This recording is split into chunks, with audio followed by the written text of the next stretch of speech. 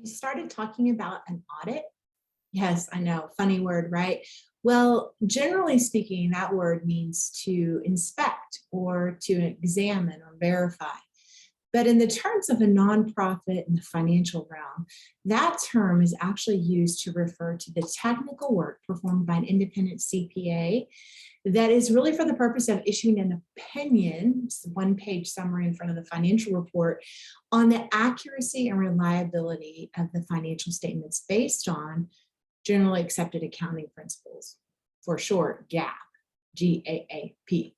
Well, the benefits of an audit really truly are that you can get an increase in trust and accountability. See, what's happening is donors gain confidence knowing you've got independent people looking at your financials. Also, maybe grant sources or other funding sources appreciate the trust and accountability that comes from an independent audit.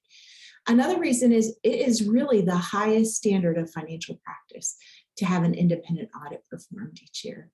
And lastly, there's just a lot of value that happens when an independent professional is seeing your finances and your financial processes.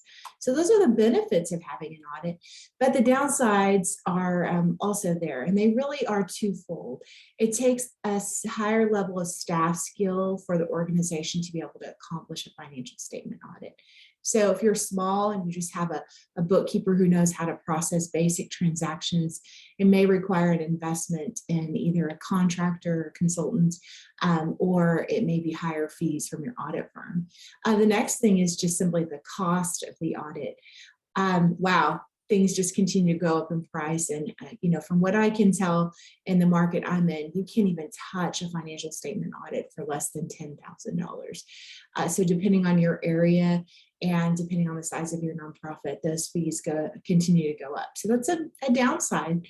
However, there could be times when an audit's required. A few that come to my mind, if you're currently carrying a loan with the bank may require a financial statement audit. If you have in your bylaws a requirement by your governing board that you have an audit, that's another thing that can trigger it. The federal government, if you receive over $750,000 in federal funds, you could be required to have an audit, and an additional audit called a single audit, which tests compliance over funds for major programs.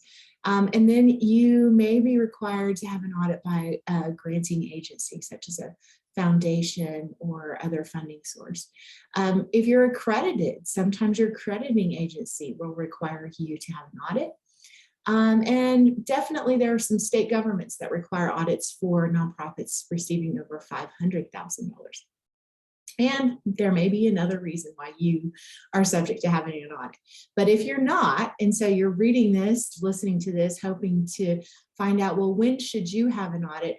I think my best guidance I can give comes from the Evangelical Council for Financial Accountability. That's ECFA. And the ECFA says that with all things considered, it may not be best to jump into an audit initially. CPA firms do, however, have a variety of services that they can offer to meet the needs of where you're at. And you can start with the lesser service and work up to a full audit. Additionally, ECFA provides some really great guidance that says that if you are currently under $2 million in revenues, you could consider a compilation. It's less in scope than an audit, but performed by an independent CPA. At the point that you cross the 2 million threshold, they recommend a review. It's more, it's a higher level of scope than a compilation.